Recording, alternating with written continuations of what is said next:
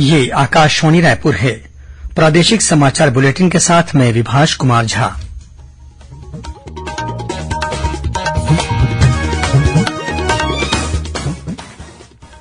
और अब पेश है आज के मुख्य समाचार। प्रधानमंत्री नरेंद्र मोदी ने आज कांकेर में एक आमसभा को संबोधित करते हुए कहा कि छत्तीसगढ़ के लिए ये विधानसभा चुनाव सिर्फ विधायक, मंत्री या मुख्यमंत्री चुनने का नहीं, बल्कि छत्तीसगढ़ के लोगों के भविष्य का फैसला करने का चुनाव है। छत्तीसगढ़ विधानसभा चुनाव के लिए केंद्रीय गृह मंत्री अमित शाह कल रायपुर में जारी करेंगे भाजपा का घोषणा पत्र। प्रदेश में विधानसभा चुनाव के दूसरे चरण के तहत नाम वापसी के बाद अब कुल 958 उम्मीदवार चुनाव मैदान में हैं। और कांकेर नारायणपुर सीमा पर महाराष्ट्र के गढ़चिरौली में माओवादियों ने बीती रात 3 ग्रामीणों का अपहरण करने के बाद की हत्या।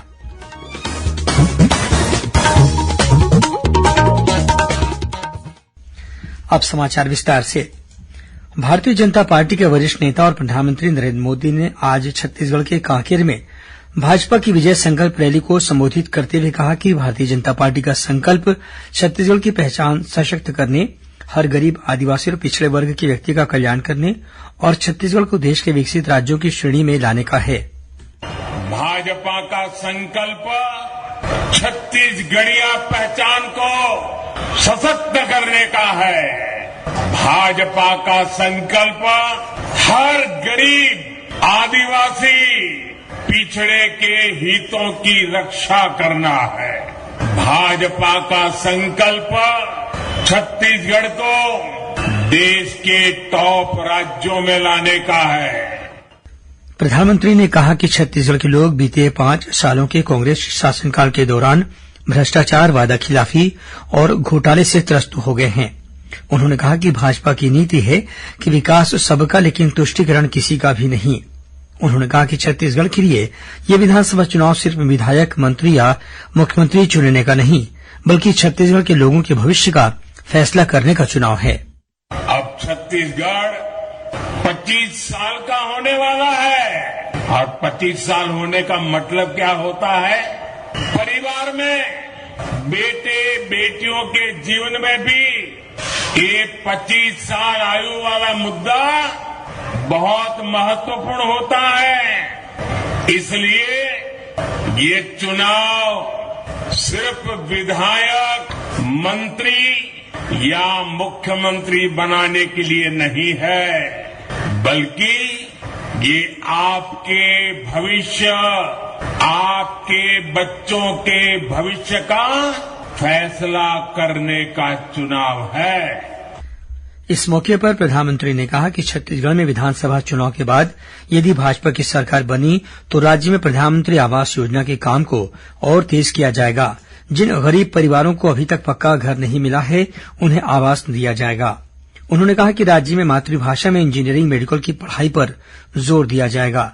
तेंदूपत्ता खरीद का विस्तार किया जाएगा। तेंदूपत्ता संग्राहकों को बोनस दिया जाएगा।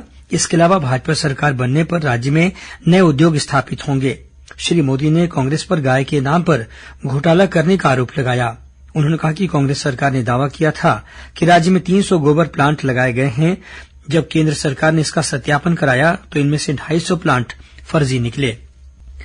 भारतीय जनता पार्टी के वरिष्ठ नेता और केंद्रीय गृहमंत्री अमित शाह कल रायपुर स्थित भाजपा कार्यालय में दोपहर 1 बजे छत्तीसगढ़ विधानसभा चुनाव के लिए पार्टी का घोषणा पत्र जारी करेंगे।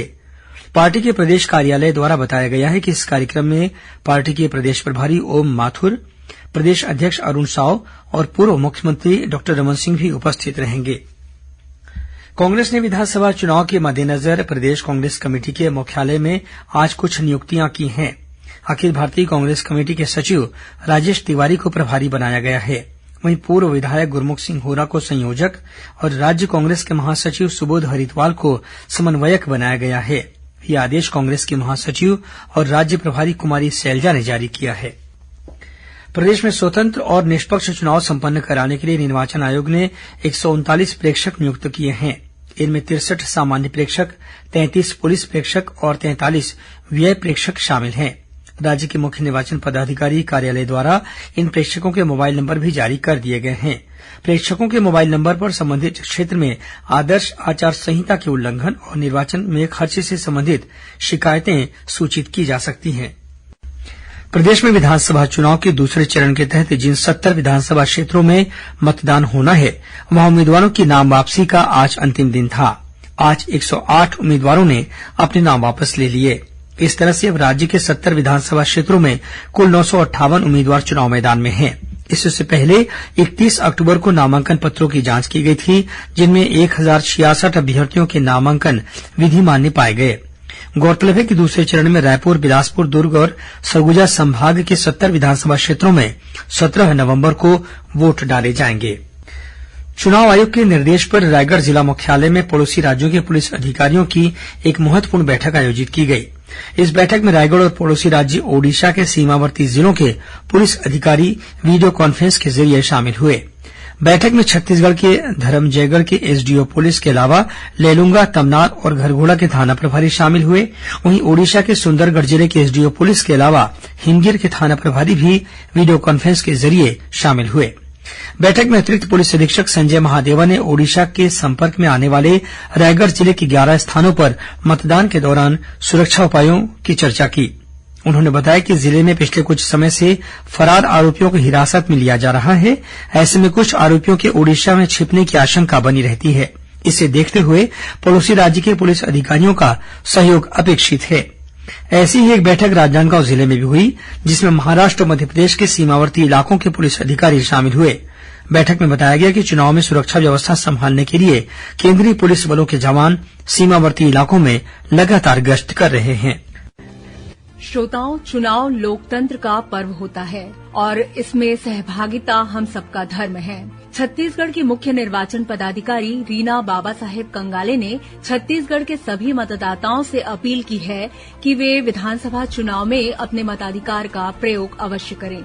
मेरी सभी मतदाताओं से ये अपील रहेगी कि एक बार वोट देने जाओ जी, चुनावी त्योहार मनाओ जी। अवश्य रूप से आइए और इस त्योहार में अपनी सहभागिता दें और पूरी कर्तव्य निष्ठा के साथ में इस जिम्मेदारी का निष्पादन करें।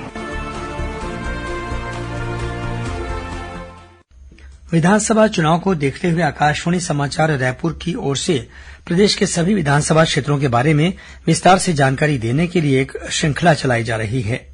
इसी कड़ी में पेश है कोरबा जिले के कटघोरा विधानसभा क्षेत्र के बारे में हमारी संवाददाता की एक रिपोर्ट। कोरबा जिले में भी विधानसभा चुनाव की तैयारियां जोर शोर से जारी हैं।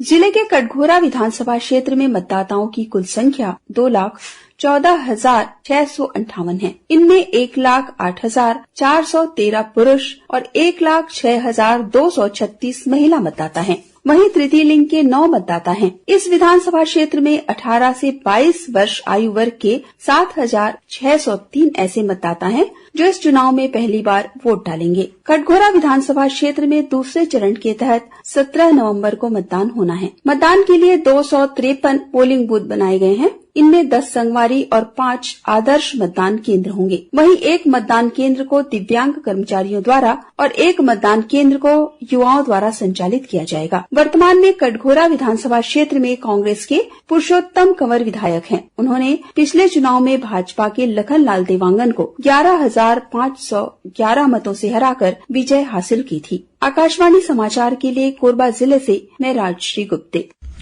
विधानसभा चुनाव में मतदाताओं को अधिक से अधिक संख्या में भाग लेने के लिए निर्वाचन आयोग द्वारा लगातार जागरूकता कार्यक्रमों का आयोजन किया जा रहा है। इस अभियान के तहत 100% मतदान के लिए भी लोगों को प्रेरित किया जा रहा है। इसी कड़ी में कोंडागांव जिले के भंडार शिवनी गांव में विभिन्न स्पर्धाओं के माध्यम से मतदाताओं को जागरूक किया गया। जिला प्रशासन द्वारा बोरगांव में रंगोली और मेहंदी प्रतियोगिता के माध्यम से लोगों को अपने मताधिकार का प्रयोग करने की शपथ दिलाई गई। इस मौके पर मतदाताओं को जागरूक करने के लिए स्कूल के विद्यार्थियों द्वारा रैली निकालने के साथ ही मानव श्रृंखला भी बनाई गई। मतदाता जागरूकता के लिए आज जगदलपुर में भी एक रैली निकाली गई। रैली का नेतृत्व करते हुए कलेक्टर विजय दयाराम के और पुलिस अधीक्षक जितेंद्र मीणा ने लोगों से चुनाव में अधिक से अधिक संख्या में वोट डालने की अपील की। इस रैली में स्थानीय खिलाड़ियों और विद्यार्थियों तथा तृतीय लिंग समुदाय के लोगों के अलावा महिलाएं और दिव्यांगजन भी शामिल हुए। वहीं राजनांदगांव जिले के डोंगरगांव के डॉक्टर बीआर अंबेडकर शासकीय महाविद्यालय में मानव श्रृंखला बनाकर लोगों को 100% मतदान के लिए प्रेरित किया गया। नगर के स्टेट हाई स्कूल मैदान में भी स्वच्छता दीदियों ने मानव श्रृंखला बनाकर लोगों से अपने मताधिकार का प्रयोग अवश्य करने की अपील की। इसी तरह दुर्ग जिले के निकुम गांव में स्थित शासकीय महाविद्यालय में विद्यार्थियों ने मतदान का संदेश देने के लिए पतंग उत्सव मनाया। साथ ही छाता लेकर रैली निकाली और ग्रामीण मतदाताओं को जागरूक किया।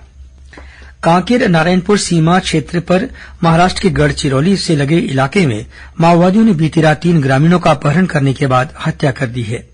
पुलिस ने बताया कि माओवादियों ने 4 ग्रामीणों का अपहरण किया था। इनमें से 1 ग्रामीण को उन्होंने छोड़ दिया। मृतक ग्रामीणों के शव जिला मुख्यालय से 13 किलोमीटर दूर मोरखंडी गांव से बरामद किए गए। रायपुर स्थित इंदिरा गांधी कृषि विश्वविद्यालय में आज से विश्वविद्यालयीन खेलकूद प्रतियोगिता शुरू हो गई है। कुलपति डॉक्टर गिरीश चंदेल ने 3 दिवसीय इस प्रतियोगिता का शुभारंभ किया। इसमें दौड़ कूद की विभिन्न स्पर्धाओं के अलावा वॉलीबॉल, खो खो, कबड्डी, बैडमिंटन और टेबल टेनिस के मुकाबले भी होंगे। अब कुछ खबरें संक्षेप में सुन लीजिए। छत्तीसगढ़ उच्च न्यायालय के आदेश पर राज्य सरकार ने वरिष्ठ प्रशासनिक अधिकारी आर प्रसन्ना को बिलासपुर स्थित सिम्स अस्पताल का विशेष कर्तव्यस्थ अधिकारी नियुक्त किया है। और कोरबा जिले के देवमठी गांव में रेलवे पुल बनाने के दौरान क्रेन में दबने से 1 मजदूर की मौत हो गई। अंत में मुख्य समाचार एक बार फिर। प्रधानमंत्री नरेंद्र मोदी ने आज कांकेर में एक आमसभा को संबोधित करते हुए कहा कि छत्तीसगढ़ के लिए ये विधानसभा चुनाव सिर्फ विधायक, मंत्री या मुख्यमंत्री चुनने का नहीं, बल्कि छत्तीसगढ़ के लोगों के भविष्य का फैसला करने का चुनाव है। छत्तीसगढ़ विधानसभा चुनाव के लिए केंद्रीय गृह मंत्री अमित शाह कल रायपुर में जारी करेंगे भाजपा का घोषणा पत्र।